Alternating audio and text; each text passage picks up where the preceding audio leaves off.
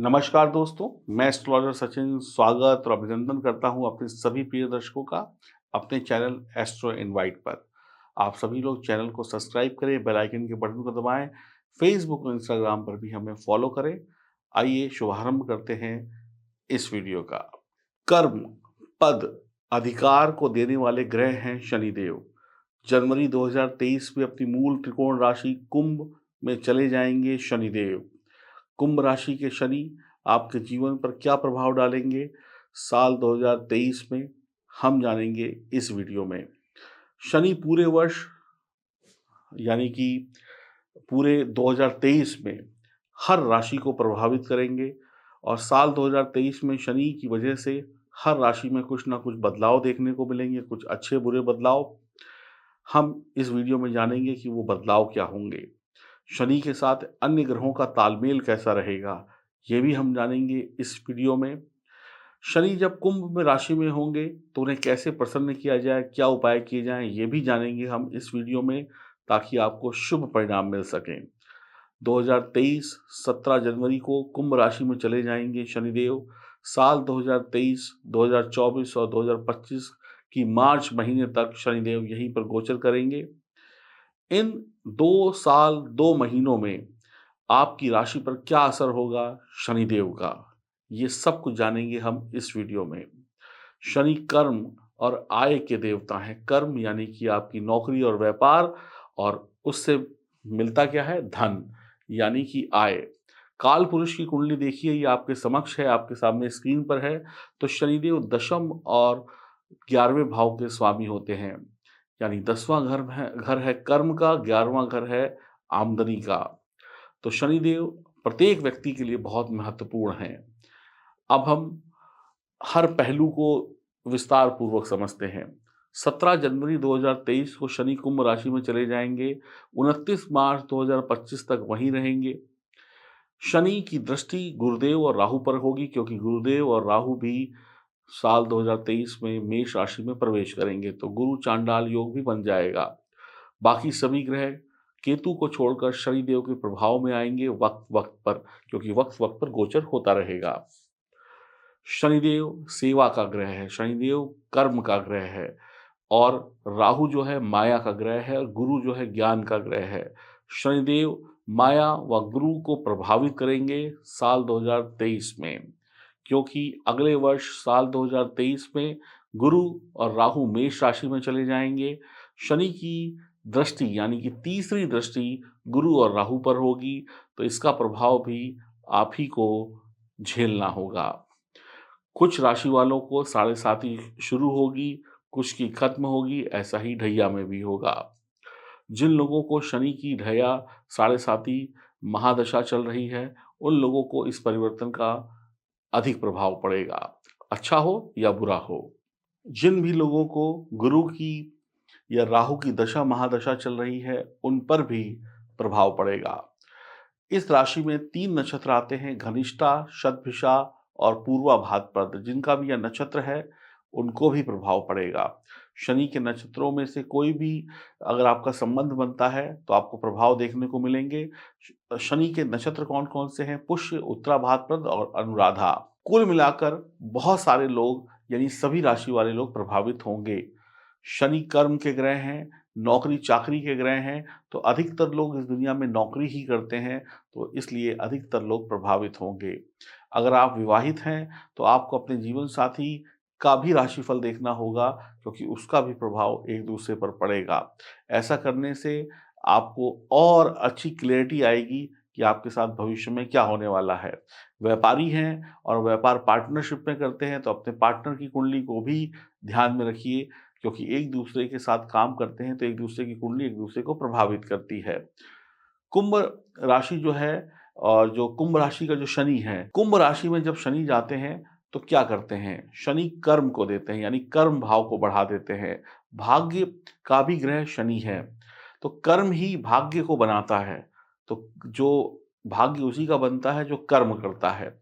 भाग्य और कर्म में जितना आप मेल-जोल रखेंगे, उतना ही आपको अच्छे रिज़ल्ट मिलेंगे, तभी आपकी आमदनी और आपके अधिकार बढ़ेंगे। देखिए, कर्म करेंगे तभी भाग्योदय होगा, है ना? आप भाग्य भरोसे बैठेंगे और कर्म नहीं करेंगे तो ज़ीरो हो जाएगा। शनि जहाँ पर बैठते हैं, वहाँ पर बढ़िया रिज़ल्ट देते हैं, जहाँ पर देखते हैं, वहाँ पर परेशानी देते हैं। आप सभी ने सुना है कि शनिदेव की दृष्टि घातक होती है। इ शनि की दृष्टि खतरनाक है। शनि जिस भाव को देखते हैं, वहाँ पर डर होता है, चिंता होती है, झिझक होता है, विलंब होता है, कम आत्मविश्वास होता है, देरी होती है।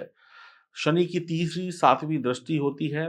कुंभ में 0 से 15 डिग्री तक शनि मूल त्रिकोण राशि में माने जाते हैं। शनिदेव कुंभ राशि में शश नामक पंच महापुरुष योग का भी निर्माण करते हैं।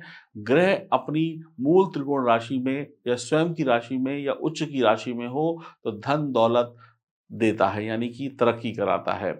वाहन देगा, धन दौलत देगा, प्रसिद्धि देगा और जब शनि मजबूत स्थिति में होंगे तो आपके पास दौलत, वाहन, घर, ये सब चीज़ें आएँगी।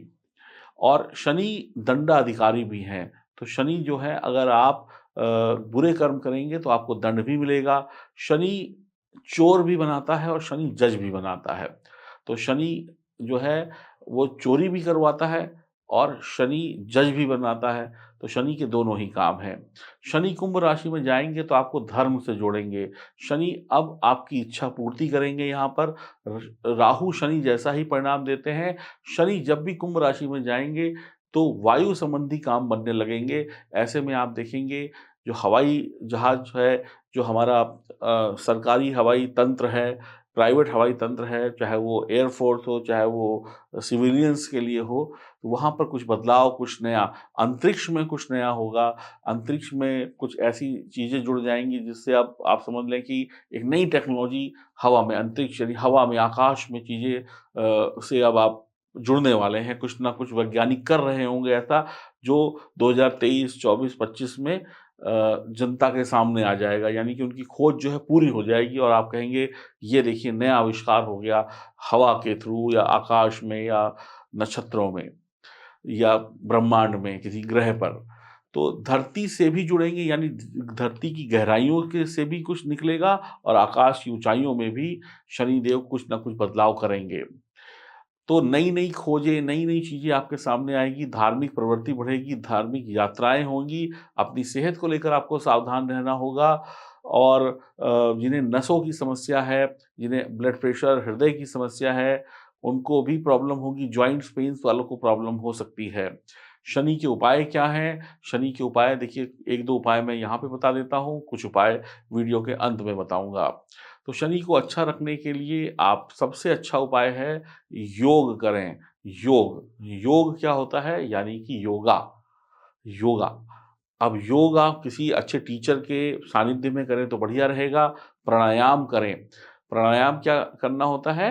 प्राणायाम में पूरक, रेचक और कुंभक, यानी कि जब हम प्राणायाम करते हैं तो देखिए प्राणायाम कैसे किया जाता है कि पहले तो साँस को खींचा जाता है, साँस अंदर चली गई।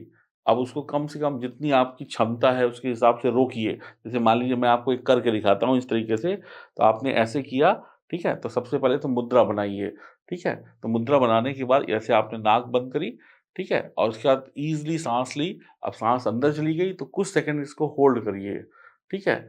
फिर उसके बाद दूसरी तरफ से राइट से लिया तो लेफ्ट से लिया तो राइट से साँस को निकाल दीजिए।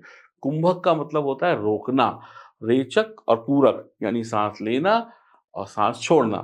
तो जब आप अपनी साँसों को कुछ देर रोकेंगे तो उससे आपका शरीर स्वस्थ होगा और शनिदेव भी मजबूत होंगे और कृष्ण भक्ति से भी शनिदेव मजबूत होते हैं और हनुमान जी की भक्ति से, शिव जी की भक्ति से भी शनिदेव आपको अशुभ परिणाम नहीं देते हैं। ये तो एक उपाय हो गए। इसके अलावा कुछ और राशि के हिसाब से उपाय होंगे, जब आपकी राशि की बात करेंगे तो उनको भी बताएँगे।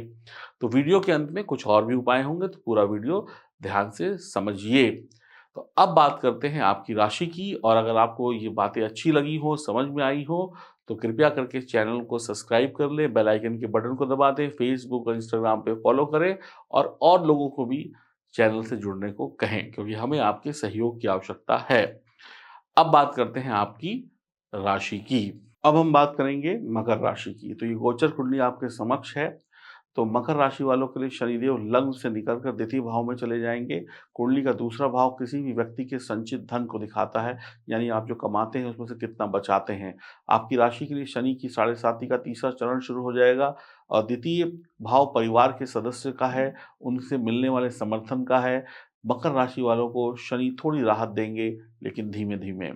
गुरु का गोचर में चतुर्थ स्थान पर होगा, राहु और गुरु की युति होगी। साल 2023 में तो शनि की तीसरी दृष्टि भी होगी, तो थोड़ी चिंताएँ बढ़ने वाली हैं, टेंशन बढ़ने वाली है, अनजाना-सा भय रहने वाला है। दूसरे भाव में शनि पैसा कमाने के लिए नए-नए रास्ते खोलेंगे, आमदनी बढ़ेगी, नाम बढ़ेगा, काम बढ़ेगा। लेकिन बृहस्पति और राहु का संबंध खर्चे भी बहुत बढ़ाएगा, तो आमदनी बहुत होने वाली है, तो खर्चे भी होने वाले हैं, तो एक हाथ पैसा आएगा, दूसरे हाथ चला जाएगा, तो सावधानी रखिएगा, पैसे को अपने इन्वेस्टमेंट कर दीजिएगा ताकि पैसा व्यर्थ ना जाए। और एक बड़ा बदलाव भी करियर में संभव है, कुछ लोग बिल्कुल फ़ील्ड चेंज कर सकते हैं। तो ये भी एक अच्छा बदलाव देखने को मिल रहा है। रहने की जगह चेंज हो सकती है, आप हो सकता है दिल्ली से कलकत्ता चले जाएँ, कलकत्ता से बम्बई चले जाएँ, नया घर खरीद लें, कहीं शिफ्ट हो जाएँ। हो या कहते हैं क्या कहते हैं ना कि पढ़ाई-लिखाई के लिए दूसरे शहर चले जाएँ, विदेश चले जाएँ, यानी स्थान परिवर्तन और कार्य परिवर्तन भी होने वाला है, जो आपके लिए शुभ रहेगा। आप आध्यात्मिक रहेंगे, आपको गुप्त ज्ञान की तरफ आपका दिमाग बढ़ेगा, सांसारिक सुखों को पाने में थोड़ा विलंब होगा, शनिदेव आपको न्यायप्रिय, दयालु, बुद्धिमान बनाएँगे, आप जिस भी काम में हाथ डालेंगे, वहाँ पे लगभग-लगभग सफलता मिलेगी, धार्मिक जितने होंगे, तरक्की उतनी ही ज़्यादा होगी, छोटी-मोटी चिंताएँ बनी रहेंगी। वैसे आने वाला वक़्त आपकी किस्मत को बेहतरीन बनाने वाला है, देखने में आप सीधे पर अक्लमंद होंगे, आप फालतू के वहमों से आपको बचना होगा, फालतू की चिंताओं से आपको बचना होगा। उड़द, चना, काली मिर्च और या इस तरीके से संबंधित काली चीज़ों से संबंधित काम जो होते हैं, बहुत अच्छे चलेंगे। सर पर तेल मत लगाइएगा, अगर सर पर तेल लगाते हैं तो सिर्फ़ सर पर लगाएँ, कई बार वो तेल माथे पे आ जाता है, जब तेल माथे पर लगेगा तो आपकी किस्मत थोड़ी-सी बेकार हो जाएगी। तो ध्यान से जो भी तेल आप सर पे लगाते हो, सर ही सर में रहे, माथे पे या चेहरे पर ना आने पाए एक बूँद भी। या तेल वाले हाथ भी कई बार लोग ऐसे मुँह पे लगा लेते हैं, वो सब भी आपको नुकसान देगा।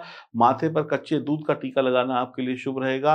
अगर आपकी शादी हो गई है तो ससुराल में कुछ तकलीफ हो सकती है, तो ससुराल वालों की भलाई के लिए कोई सपेरे के पास साँप दिखाई पड़े तो उसको दूध पिला सकते हैं।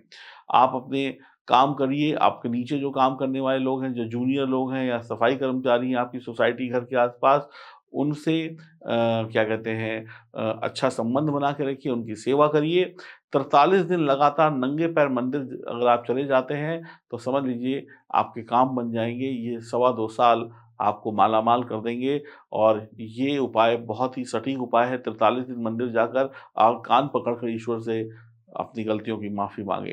अगर आप ये उपाय कर लेते हैं, तो मैं इतना कह सकता हूँ कि सभी मकर राशि वाले धन्ना सेठ बन जाएँगे। धन्ना सेठ का मतलब होता है मोटे पैसे वाले सेठ बन जाएँगे। बच्चों की पढ़ाई-लिखाई हो, देश-विदेश की यात्रा हो, घर-बार, नौकरी-व्यापार के लिए ये गोचर अच्छा रहेगा और इन उपायों को करके तो आप बहुत अच्छा कर सकते हैं। तो कुल मिलाकर देखा जाए तो मकर राशि वालों के लिए कहीं न कहीं धीमे-धीमे शुभ परिणाम इन सवा 2 सालों में मिलेंगे, तो आपको चिंता करने की आवश्यकता नहीं है। नमस्कार।